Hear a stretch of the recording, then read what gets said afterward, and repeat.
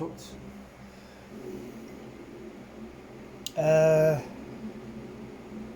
Yeah, I got a few charity shop purchases. Are there any films that you chucked and you thought, nah, I don't like it, and threw it, got rid? There's a few I've got rid of, which I've come to regret. Which ones are they? A lot of the music ones.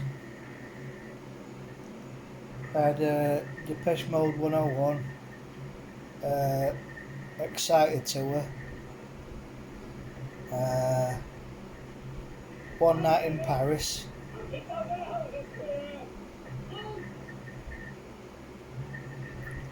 The Iron Maidens one, the early years. Well, I've got a couple of them fuckers. And the second one, which had Live After Death on it, and the early years Volume 2. Mainly because it was all about space. Because Yeah. I mean, when you do eventually get your new bookcase or cabinet, I might be able to organise myself a bit better. I mean, I'll love to get rid of that one there with radio record player on. Maybe because it looks fucking awful. Well, it looks fucking bulky as well. Oh, it's a cheap old shite one from that Argos, isn't it? Like that pile of shite near the front door. That's from Argos, that. Like, that's fun, but it's a bit of quality, isn't it? Yeah. Obviously, you're not in a position yet to get rid of your. Yeah. Oh, that's a good bookcase. That I mean that. saves a bit of space for you. When you do eventually order your dream cabinet, that would. Probably go there, wouldn't it? Oh, I want to keep that one. it's handy, isn't it? You just reach I over mean, and- this could pull out a little bit to the door, and that one could go there, and that one could go there, and that was slim one there. I'll get rid.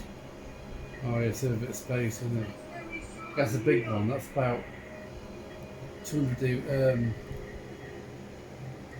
1, 2, 3, 4. That's about 110. The one I've got. Which is good. See, once I do get your X cabinet, I'll be able to properly think of how I'm going to rearrange all the DVDs. And that one could stay as it is because they're mostly comedies. Yeah, I think it holds about 130. What I might do is I could put all the ones which are not. Put sitcoms in that. Well, yeah, because that's some of them are sitcoms and dramas. That slim one. But I'll probably do it shelf by shelf. Just empty one shelf. Sort it out. Yeah, and then sort them out here one shelf at a time. Then what I can put on the shelf, like Just take your time. Eventually. I might do 2 shelves. I'll just do say 3 shelves. Then I can organise it like Dracula's. Frankenstein. Yeah, so I'd have all the Draculas, so that'd be all the Hammers, then Dracula 79. If we've got that one with Gary Oldman in, I don't know if I have or not. Then your Frankensteins, including Universal ones. So Fucking hell. Jesus. then the Mummies, so the Draculas, Mummies, so that'd be Hammer and Universal. Then, yeah, like Friday the 13th box set, that's one box set.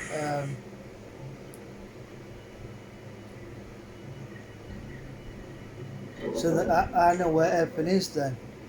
At the moment it's all mix and match. Same as mine. When I try to look for a DVD on the shelf and everything, I can't find that fucker. Because they've got all the TV stuff. like American TV things like A-Team and Night Rider and Airwolf. These were put together. That was Saturday tea time sort of TV See, stuff. I've got a lot of like individual films, which is like these new ones, Voices, um, Whoever Slew Auntie Roo, which I haven't seen yet, which is on Amazon Prime as well. Like, I want to put all the Mike Raven stuff together, like Crucible of Terror, Disciple of Death. Obviously, you've got the Karnstein trilogy. So you've got the Vampire Lovers. And you say, no, you got the wrong ones. Well, no, you Countess Dracula. Yeah. So that isn't part of the Karnstein trilogy. That's a good one. No, on its own, it's a good film. Oh, it is. I think that could be our film tonight. Yeah, because I finally got all three of the Karnstein trilogy actually as well. So you got Vampire Lovers, Yeah. Lust for a Vampire, Yeah. and You Have Brought Me, Twins of Evil. I'm actually quite proud I got Countess Dracula. Then Ingrid Pitt, you've got to admit, she. That's to the sex, Oh. the horror sex.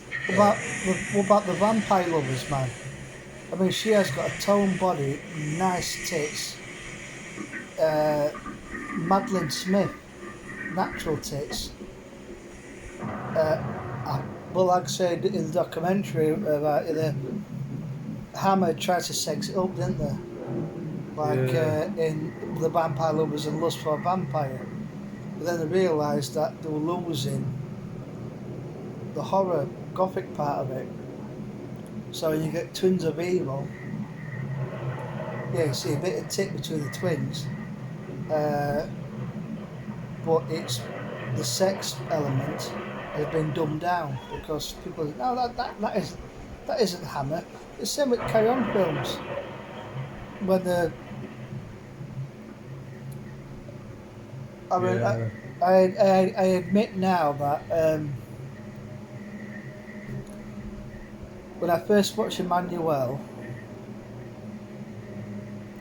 and when I watched it for a second time with Gusher,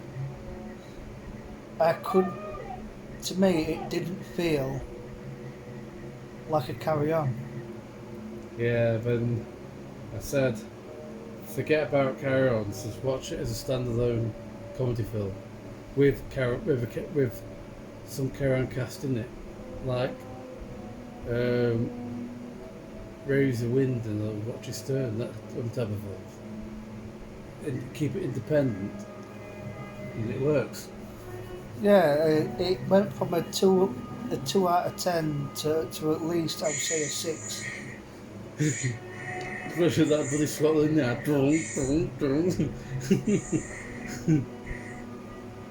When that scene in the football ground when all players are taking up to their turns. Jesus There's Christ. referee as well.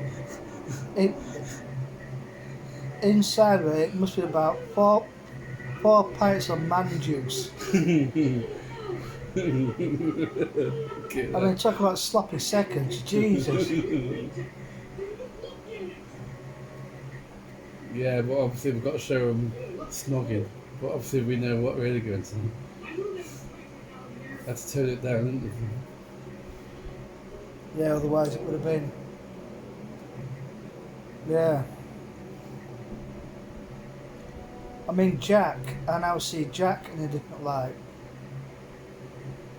It's carried off, I should say, beautifully with not many Carry On members in it. You've got Bernard Cribbins who did a few. He took a starring role in this one. Yeah, you got Charles Autry. Yeah, Kenneth Williams, Juliet Mills. Well, she wasn't really Carry On though, was she? She was just like. Peter Gilmore's in it. Yeah, he did a couple, didn't he? He was the ambulance driving, Carry On, again nurse.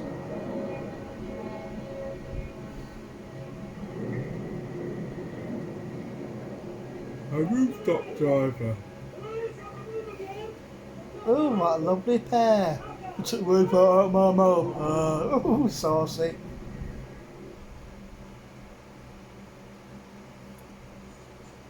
Carry On England, I'm not that keen on. I mean, Worthy Effort by Patrick Mower. Yeah, Um, good effort that. um, Melvin Hayes. And, Um, I mean, Kenneth Connor as well. And Windsor Davis. Uh, Gunson's got a tiger. You feel such a man. Oh. so, I mean, that for me is a 5 out of 10. And Carry On Behind is one of the last great ones, isn't it? Yeah, after Dick. That's last But one. Behind, I think that to say that Windsor Davis's part was supposedly for Sid James, but He, had he died by then? Or was he doing Leicester's House? he died on the first day shooting. It was a funeral.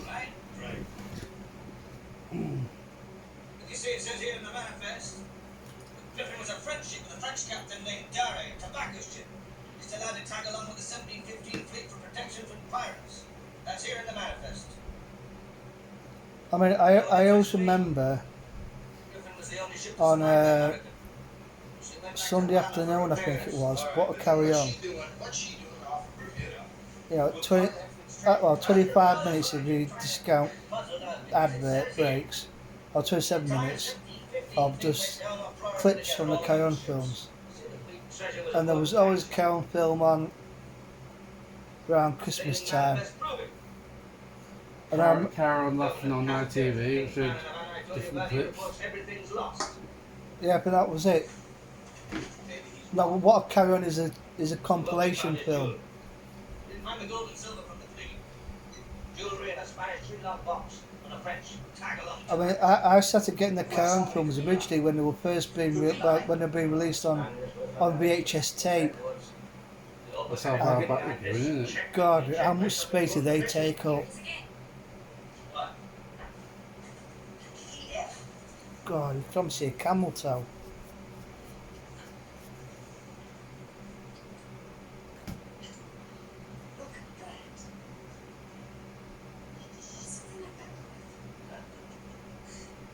Exactly what you got there. 8 or 9 ounces, 22 karat gold. Good pearls. Oh. Quiet, maybe $7,500 on the market. That's a breakdown in melting costs. You wouldn't melt out a beautiful thing like that, would you? Oh, I wouldn't, but Rosa would. The ocean's not a jewelry store. You don't get no receipts. To prove that that's authentic. I think one of these days I will count up how many I've got. Understand me, boy, there's a lot of counterfeit on the market. Oh yeah. And it's real gold, it's real gems, but it's false. I want to fine tune it because I mean that's the beauty of charity shop purchases is that it's really like a lot of them do like £5 per quid or £4 per quid or £3 per quid. So you can watch it, and if it's not like if it's nice, if it's a good film and all that, but not deemed worthy of being retained. I've had a few of them. I just want to get it fine tuned, so I've got all my hammers, amicus, Tigons, and all the other stuff, which these limited edition film companies have just set up for, like Glendale Films and that did all the Satan's Slave and that film company set up that did the Don't Just Lie There, Say Something, Not Now Comrade. That was probably just set up for a few years. But look what glorious films we could have if we have this long-standing dispute with the estate of the Tyburn films. Yeah, definitely have a goal. That's the first one we'll get. And yeah, there's a goal that and Legend of the Werewolf. Yeah. What is the dispute over? Oh, I'm not sure. Licensing. My God, I tell you something, there will be a big fan for it if they were brought out in a box set. That would definitely be on my hit list. You know, the Ghoul and Legend of the Werewolf. You remember that late night film show on BBC, Dr. Terror's House of Horror? Yeah. Really funny, wasn't it? Hmm. I remember watching it on that. I don't think there's many left now, really. Is there? I mean, there's probably a few obscure, like that girl Honeycutt. There's a few films of hers I might be interested in looking at. One called The Eye of the Cat, 1969. There's a couple of British crime noir films I might be interested in. One of his. You need to get one of those art house films.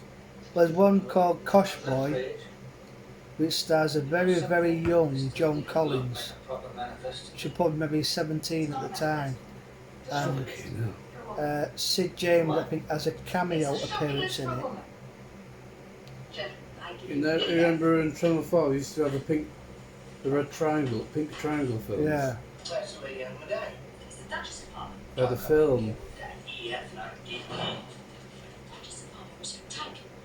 Farnese was her real name. Come on, go, get on with it. Well, it seems that in 1714, when King Philip's first wife had just died, he developed a royal lust for the Duchess of Parma. She finally agreed to marry by proxy, but he wasn't there yet, because Elizabeth wasn't the kind of woman to give away something for nothing, like her virginity. Before he could touch that, she insisted that he deck her out with a set of jewels, quote, unique in all the world, unquote. Philip commissioned those jewels to be made. So I've got some more undiscovered gems I'm going to get. Like I said, I'm going to explore the girl Honeycutt thingy. Maybe around 60s and 70s. There's one called Fragment of Fear that I'm interested in. Oh, and another crime film from late 50s, called Sapphire. Quite game for time because it shows mixed dancing in a London jazz club, you know, where white women would dance with black men. Mm. And I think the lead detective's black and all. So for the time, in the UK, it was quite daring to show mixed couples dancing. Oh yeah. And I'm sure one of them played M or Q in Bond later on, Bird Miles. But Sapphire, I do remember watching it, and it is available still.